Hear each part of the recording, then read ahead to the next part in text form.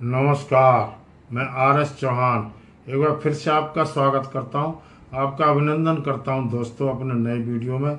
आप देख रहे हैं मेरा यूट्यूब चैनल चौहान जी की रियल फाइल। दोस्तों, एनएसी का भरपूर प्रयास चल रहा है कि ईपीएस 95 पेंशन वृद्धि के लिए और लगातार धरना प्रदर्शन सभाएं चल रही हैं पूरे देश में, ताकि सरकार पर दबाव बनाया जा सके। और इसी कड़ी में उत्तर प्रदेश के वाराणसी में एक बड़ी सभा का आयोजन किया गया। राष्ट्रीय संघर्ष समिति के द्वारा की गई इस सभा में हजारों की संख्या में ईपीएस 95 पेंशनरों ने भाग लिया, अपनी बातों को रखा। इस सभा में राष्ट्रीय लेवल के कई नेताओं ने हिस्सा लिया। इधर बुल्ढाना में लगातार माननीय जिलाधिकारी कार्यालय के सामने ईपीएस 95 पेंशनरों का श्रृंखलाबद्ध आमरण अनशन आंदोलन लगातार चल रहा है। 7 वर्ष पूर्ण हो चुके हैं दोस्तों, और 8वें वर्ष का 193वां दिन भी पूरा हो गया है।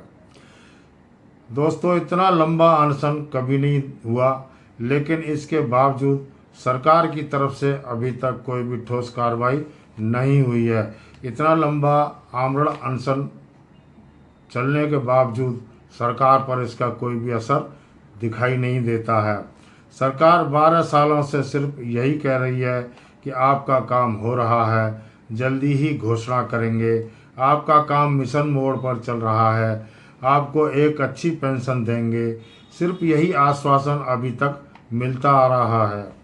ऐसा लगता है कि सरकार सिर्फ टाइम पास कर रही है। 2026 में भी अब जनवरी से लेकर के जुलाई का महीना चल रहा है, और अभी तक आश्वासन से 7 महीने तो बीतने जा रहे हैं। इसी प्रकार 5 महीने और गुजार देगी सरकार, तो ऐसा ही लगता है। पेंशन में वृद्धि की उम्मीदें करते करते रोजाना 200 से 250 पेंशनर्स भगवान को प्यारे हो रहे हैं, मगर सरकार के ऊपर कोई भी असर नहीं हो रहा है। ऐसा लगता है सरकार अब पेंशन बढ़ाना ही नहीं चाहती है, सिर्फ भरोसा देकर धोखा दे रही है। दोस्तों, हाल ही में कोलकाता में एनएसी की कार्यकारिणी की बैठक हुई है। उसमें एनएसी के पदाधिकारियों ने भी जो फैसले लिए हैं वो भी नाकाफ़ी हैं, क्योंकि ऐसे आंदोलन आप 10 वर्षों से लगातार कर रहे हैं, लेकिन इनका असर सरकार पर बिल्कुल भी नज़र नहीं आ रहा है। आपने फिर से यही डिसीजन लिए। आप रेल रोको या रास्ता रोको आंदोलन का फैसला करते तो सभी पेंशनर्स जोश के साथ आपका साथ देते। इससे सरकार को रेवेन्यू का लॉस होना तय था। सरकार को मजबूर होकर सोचना ही पड़ता। जब सरकार का रेवेन्यू का लॉस होगा तो सरकार को हर हाल में सोचना ही पड़ेगा कि अब तो पेंशन में वृद्धि करनी ही पड़ेगी। आप आत्मदाह जैसा फैसला ले रहे हैं। यह सरकार कठोर दिल की सरकार है। अगर आपको सचमुच कुछ हो गया तो पेंशनरों का नेतृत्व कौन करेगा? दोस्तों, आंदोलन हमेशा ऐसा करना चाहिए जिससे सरकार को नुकसान हो और देश की संपत्ति भी खराब ना हो। यानी रेवेन्यू का लॉस होने से सरकार पर दबाव ज़्यादा बनता है। वैसे सरकार की तरफ से ऐसा लगता है कि सरकार सिर्फ दिखावा कर रही है। अभी कोलकाता में 2 दिन की बैठक होने जा रही है, जिसकी अध्यक्षता श्रम मंत्री डॉक्टर मनसुख मांडविया जी करेंगे। वो देख लेते हैं उस बैठक में क्या होता है। अभी हाल ही में सीबीटी एग्जीक्यूटिव कमेटी की बैठक संपन्न हुई है, उसका भी खुलासा सरकार ने अभी तक नहीं किया है।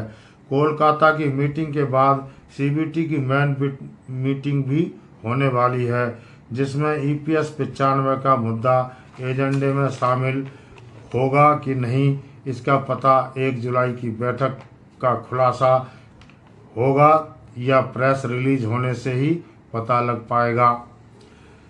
सरकार की नीयत का पता नहीं लग रहा है, क्योंकि श्रम मंत्री या ईपीएफओ कभी भी पेंशन वृद्धि से इनकार नहीं करते हैं, और इतने सालों से बढ़ा भी नहीं रहे हैं। दोस्तों अब 20 जुलाई से 13 अगस्त तक संसद का मानसून सत्र भी चालू होने वाला है।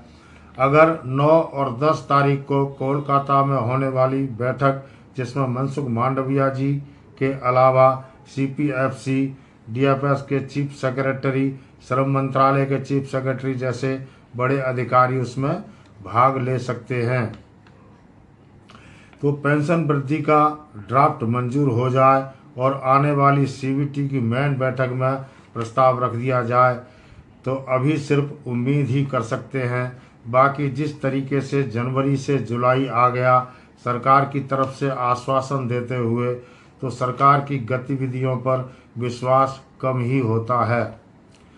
अगर 9 और 10 जुलाई को प्रस्ताव मंजूर हो जाता है तो सीबीटी की मेन बैठक के पास हो सकता है, यानी 9 और 10 जुलाई की बैठक में अगर ईपीएस 95 पेंशन का प्रस्ताव रख दिया जाता है और अगर वो पास हो जाता है, तो आने वाली सीबीटी की जो मेन बैठक होगी उसमें इस प्रस्ताव को मंजूरी मिल सकती है, पास हो सकता है।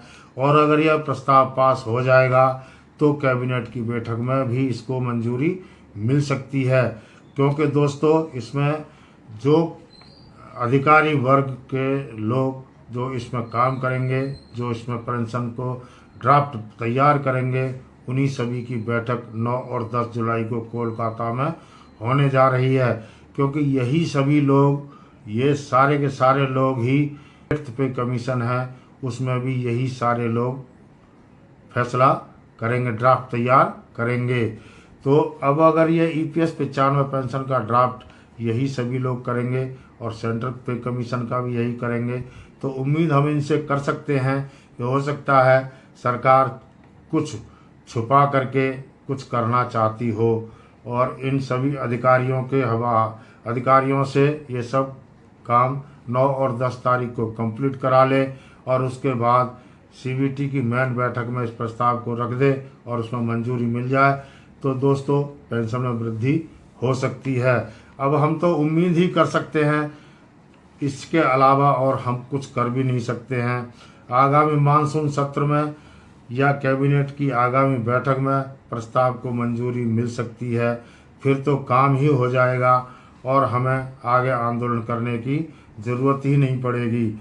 वैसे डॉक्टर मनसुख मांडविया जी प्राइवेट सेक्टर के कर्मचारियों के लिए जो कदम उठा रहे हैं वो काबिल तारीफ हैं। अभी हाल ही में ईएसआईसी मुख्यालय में ईएसटी कॉरपोरेशन की 198वीं बैठक में कर्मचारी के हित में कई फैसले उन्होंने लिए हैं। इधर जो राजपत्र निकाला गया है उसमें भी कर्मचारियों के हित में उन्होंने कई फैसले लिए हैं, तो हम उम्मीद ही कर सकते हैं कि हो सकता है पेंशनरों के लिए भी उन्होंने कोई बड़े फैसले लेने का विचार मन में बना लिया हो सकता है कि सरकार पेंशनरों के लिए भी कोई अच्छा निर्णय ले ले, क्योंकि सरकारी सूत्रों से लगातार आ रही खबरों के अनुसार सामान्य वेतन पर भी पेंशन मिलेगी, यानी सामान्य वेतन पर भी कर्मचारी भविष्य निधि संगठन पेंशन व्यवस्था में बड़े बदलाव करने जा रहा है। निश्चित तौर पर अगर ईपीएफओ में बदलाव होता है तो उसकी पेंशन व्यवस्था में बदलाव जरूर होता है, तो इसका फ़ायदा कर्मचारी और पेंशनरों को जरूर होता है। ईपीएफओ की पेंशन व्यवस्था के बदलाव होने की जो खबर सरकारी सूत्रों से मिल रही है वह पेंशन वृद्धि की ओर इशारा करती है, इसलिए हमें उम्मीद भी रखनी है, उम्मीद भी नहीं छोड़नी है और उम्मीद रखकर ही चलना पड़ेगा। तो दोस्तों ये सभी चीज़ें, सभी बातें बहुत सोच समझकर मैंने आपके सामने रखी हैं और सरकार की तरफ से भी ऐसे संकेत मिल रहे हैं कि हो सकता है अभी जल्दी में ही जुलाई या अगस्त में आपकी पेंशन में कोई ना कोई बदलाव देखने को मिल जाए। तो मैं ईश्वर से प्रार्थना करूंगा आपका जल्दी से जल्दी पेंशन में वृद्धि हो और आप सभी भी अपने मन मुताबिक बुढ़ापे में खर्चा कर सकें, मन मुताबिक अपना जीवन यापन कर सकें, तो ऐसा मैं ईश्वर से प्रार्थना अवश्य करूंगा। तो दोस्तों मिलते हैं अगले वीडियो में। कोई जानकारी मिलेगी मैं आपके साथ साझा अवश्य करूँगा। तब तक के लिए नमस्कार, जय हिंद।